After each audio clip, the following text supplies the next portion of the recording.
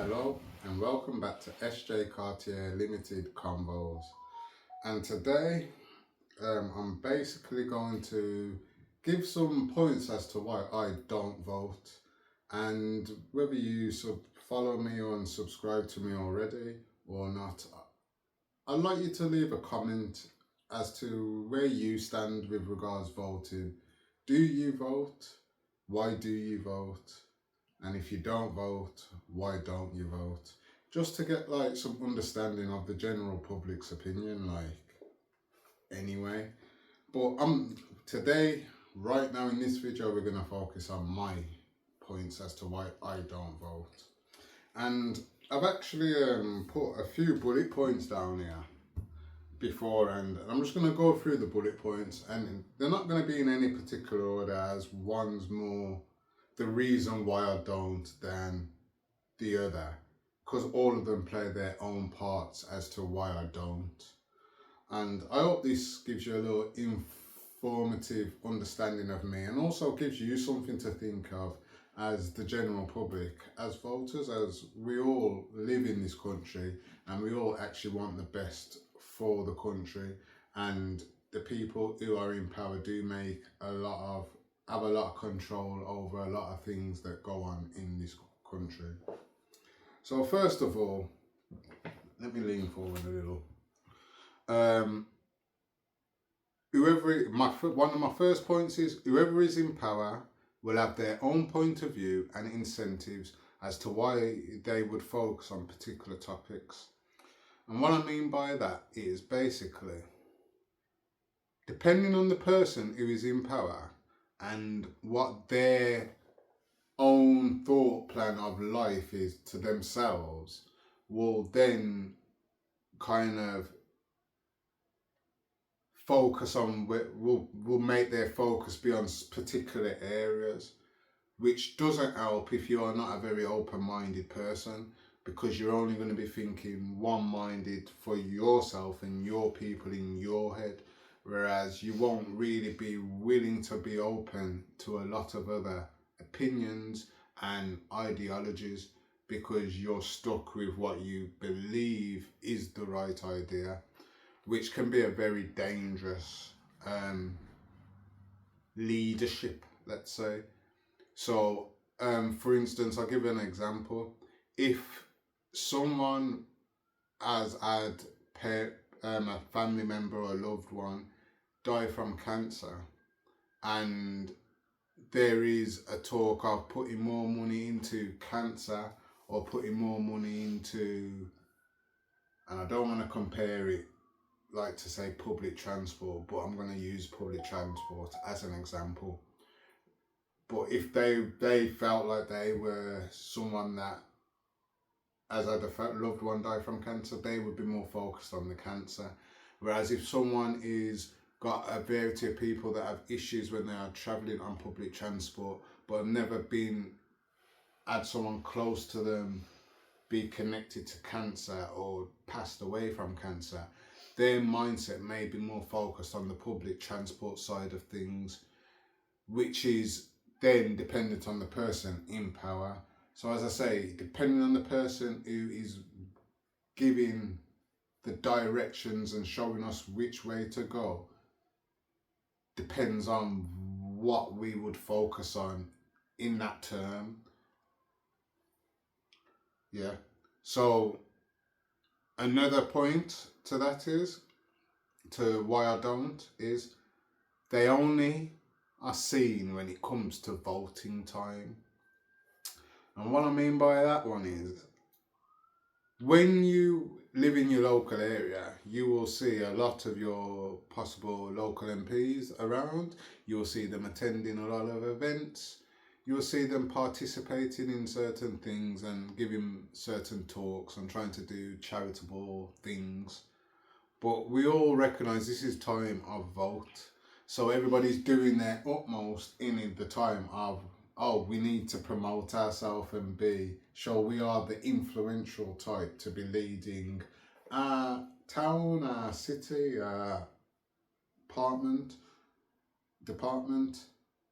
this year. That's what we're doing. So they'll be there for 2, 3, 4 months showing face. In the 6 months, 8 months after that, we don't actually see them in our communities as much. And unfortunately, this is also a problem for me why I don't vote, because why would I want to see you when I'm putting you in power, when in fact I'd like to see you when you're in power and you're saying this is what I've done. I'm coming to the community, I'm speaking to the local people, and I'm trying to find out what the local people need in their community. And I'm going to push for that now that I am in power. And I have to do that by being around like I did when I was trying to ask for you to vote me in. So a lot of it's very over dramatized because they're trying to get in power, but when it comes to actually being in power, we don't see these people. We hear of things that they are doing in the House of Commons, but we don't see them. We don't see them in our local communities. We don't see them in the hospitals. We don't see them at the schools. We don't see them holding appointments in the local council house. We don't actually see these things. And if they are, they're not publicly announced to the general public, which is you and I. Next point to why I don't vote is it seems to me like it's a very much dictatorship. It's like led by dictatorship. And what I mean by that is it's somebody else being in power of us, the human beings.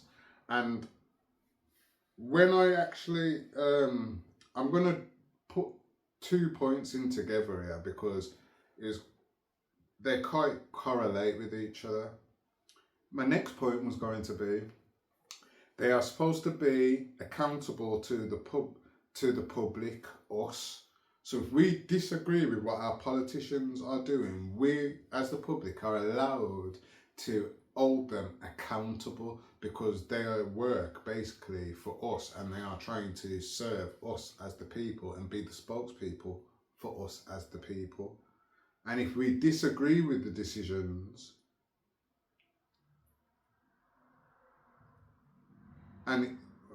they are supposed to be accountable to the public if we disagree with decisions, but many politicians make unwanted decisions we don't agree with.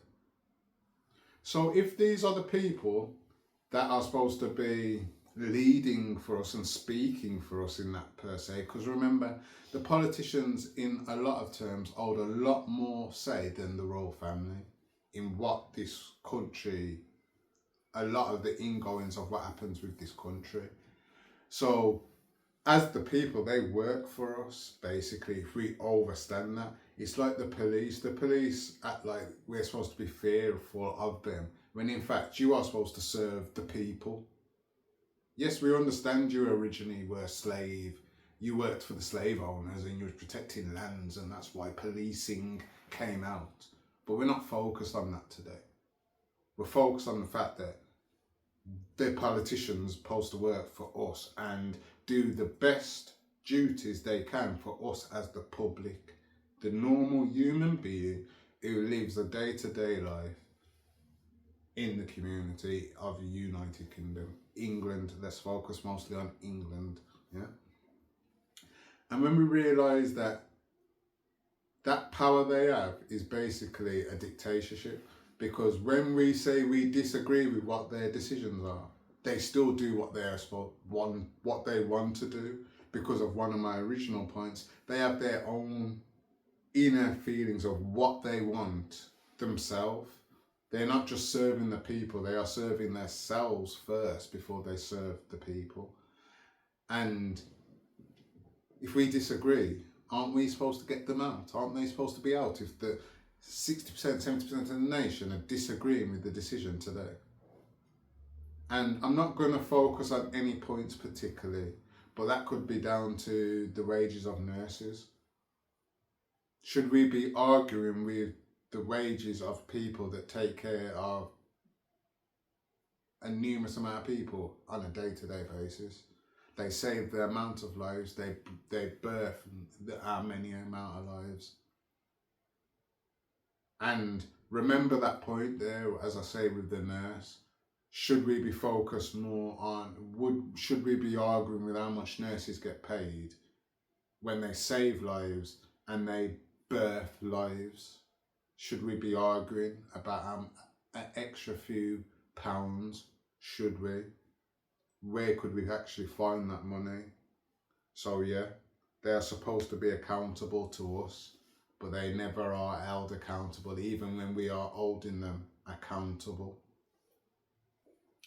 And as I was just saying, with regards to nurses' wages, another reason why I don't vote is because I'm not voting for somebody to do nothing that I ask them to do nothing that particularly helps me as a person living in my community, doesn't help my certain particular family members who need help in certain particular areas. They don't help them in the ways they need to be helped. And then you look at their salary, as I'll say, and I've done a lot of research with their salary here. And before tax, basic annual salary for a politician is £93,904. That's £7,825.38 a month. Yeah, let's just get that in. Yeah, and if we're talking take home pay, yeah, that is £65,021 annually, and they take home after tax £5,418.47 on average every month. That's how much they take home, which equivalates to £1,250.42 a week they are getting, these politicians. Yeah, remember, they are supposed to work for us. Now, when you actually look at other jobs and how much they get paid, which I actually done for you, don't worry, you may be surprised to understand how much they earn compared to others. Let's start at the top. So a consultant clinical psychologist who works in an actual clinical facility, not an NHS one, a clinical one, and is overqualified to do one-on-ones as consultants, they earn between 70 to 96,000 on average before tax, which is similar to a politician's 93,000 on average a year. Consultant clinical psychologist. Yeah. A surgeon gets on average £96,191 a year. This is all before tax now. So a politician is getting just under average of what's that? 2200 extra a year annually before tax than a surgeon. They're getting, no, actually less, sorry, they're getting 2,200 on average. Yeah, remember, this is all averages. Less than a surgeon. A surgeon that saves lives. Experienced teachers, yeah, that basically train new doctors and all the jobs that basically are very much needed in this life, even to a bricklayer. Then small jobs, we need houses, yeah, so bricklayers, to health, to a variety of jobs, we need experienced teachers. Without these experienced teachers, we don't have no youths learning anything and being able to bring anything in the future in 20, 30, 40 years, because they weren't taught nothing when they were younger. So you need experienced teachers. Experienced teachers on average get £49,084 a year. That is, I'm doing my quick maths here, 54,000 on annual less than a politician. A firefighter, and now I'm talking a firefighter. Remember, I'm not talking the lower level firefighters. I'm talking at qualified, experienced ones as well. People that have gone far in their fields, yeah. So a firefighter that has progressed through their career and now has moved up through the firefighter ranks, yeah. They got an average between 40 to 70 grand annually a year. If they were at the top estimate of 70,000, they're still earning 23,000 less than a politician a year. Wow. And these experienced firefighters that save lives. Remember, this is all about saving lives as well. What do they actually do? NHS psychiatrist. So a psychiatrist under the NHS gets on average 50 to 57,000 annually a year before tax, which is, if they're at the 57, we'll go with the 57, is 46,000 less than a politician. Do we not think some of these people deserve a bit more where the politicians may deserve a little less? Maybe the reorganisation of the numbers. Now with a nurse, and I'm going to focus on the nurse a little bit here because there's been a lot of talk about nurses, whether they're going on strikes for more pay and all these things, yeah?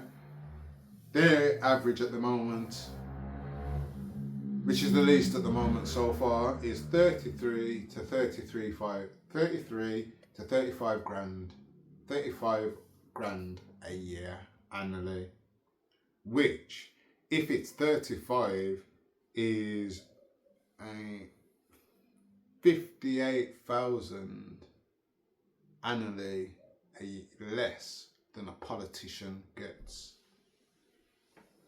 So for me, voting for somebody to get paid so much money to do nothing, in my opinion, specifically helping me or the community that I can see, I can't do it. Especially when we're seeing you're arguing in there now about nurses' wages and your average is more than double a nurse's average. We should be looking at that. We should be looking at that.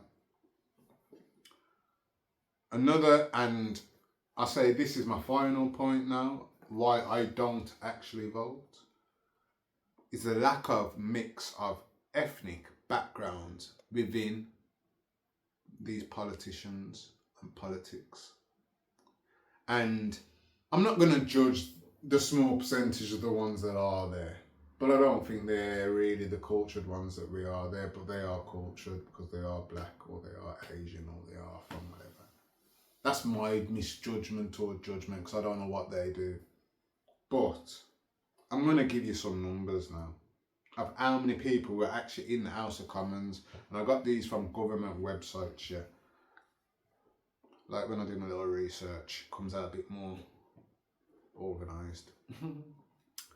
So in 2001, there were 12 people in the House of Commons from a mixed or ethnic background. In 2005, there were 15. In 2010, there were 27. In 2015, there were 42. 2017, there were 53. 2019, there were 66. And in 2024, there were 90. And let's just look, the numbers are going up. That's a positive thing we can say, yeah? The numbers are rising. And if we look in 2024, there were 90, yeah? 90 people in the House of Commons of some ethnic background. Now when we look at the UK, in the 2021 census, there were 59.6 million people in the UK. And let me have a look here now.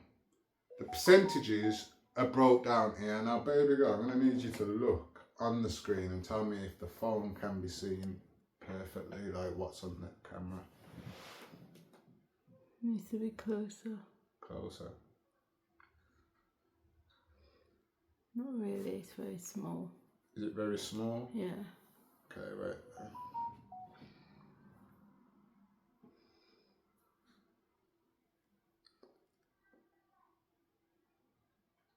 Slightly. That's a bit better. Yeah, it's a bit better that. Yeah. So if you can see can you see the stats? Can you see like Black Asian percentages?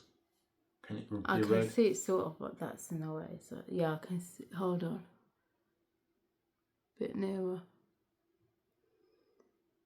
I can see. I think Yes. someone with good eyes will see it. Yeah. So basically, the population of England and Wales was 81%, 81.7% white, 9.3% Asian, 4% black, 2.9% mixed, and 2.1 other. This is all in 2021, and I've written some stats here down to show like what angle these politicians may be coming from, in the sense of where their mindsets and what they're focused on doesn't help the actual general public of the UK. As I say, there was only 90 of ethnic backgrounds. That's all black, Asian, and mixed heritages. Yeah, and I told you there's 59.6 million. So in the UK, remember to find 90 people of these numbers. Yeah, remember this. In the UK, that was 74% of white British, which equivalates to 44.4 million people. Yeah, there was 6.2% of white other, whether European or white American, other white cultures, which equivalated to 3.7 million. Now, let's go to the percentages of the other cultures. There was 9.3% of those Asian, of which 3.1% were Indian heritage, which equivalated to like this is all averages, remember, 1.9 million Indian people in this country. There was 2.7% of those people in the UK in the census of a Pakistani origin, which equivalated to 1.6 million. Of the percentage of those in the 2021 census of 59.6 million, there was 4% black heritage, black colour, of which 2.5% of those were from African heritage, which equivalated to 1.5 million estimates, and 0.6% of those were from a Caribbean heritage, which equivalated to 0.6 million.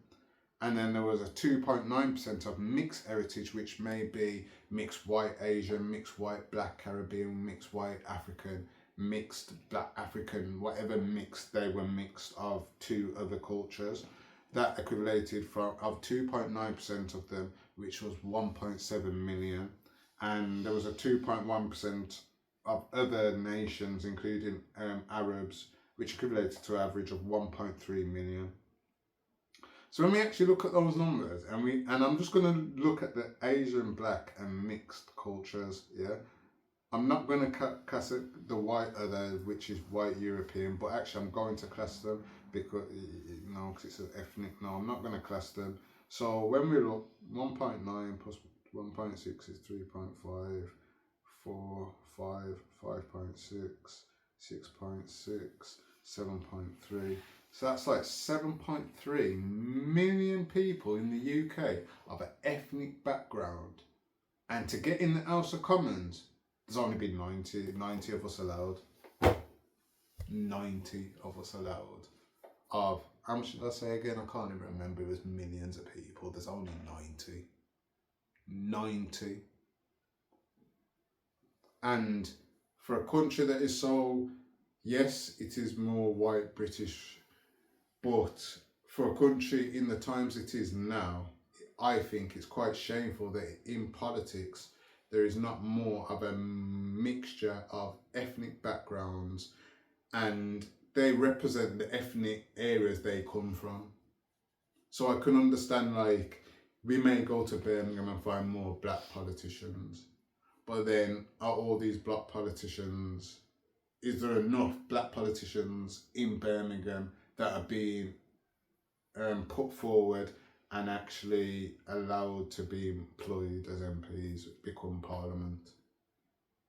Because there is a lot of areas in there that are black or Sikh or Pakistani or white or even white European, like some places. Does the people choosing what happens for us as UK British people, does that mix of culture equivalent to the mix of culture we have and we see daily? And these are some of the reasons why I don't vote, and I don't feel the need to vote, because as I say, these people ain't doing what they're saying they want to do, and what they seem they are aiming for doesn't always focus on me personally or people close to me personally, which means the benefits don't come to me whether you're doing them or not. There's not enough culture in there. And also, I'm voting for somebody that isn't willing to take a pay cut to pay nurses a bit more to save lives and breed new lives. So yeah, thank you for joining SJ Cartier Limited Convos today, and let me know in the comments, do you vote or don't you vote, and would you be changing your mind after today? Thank you.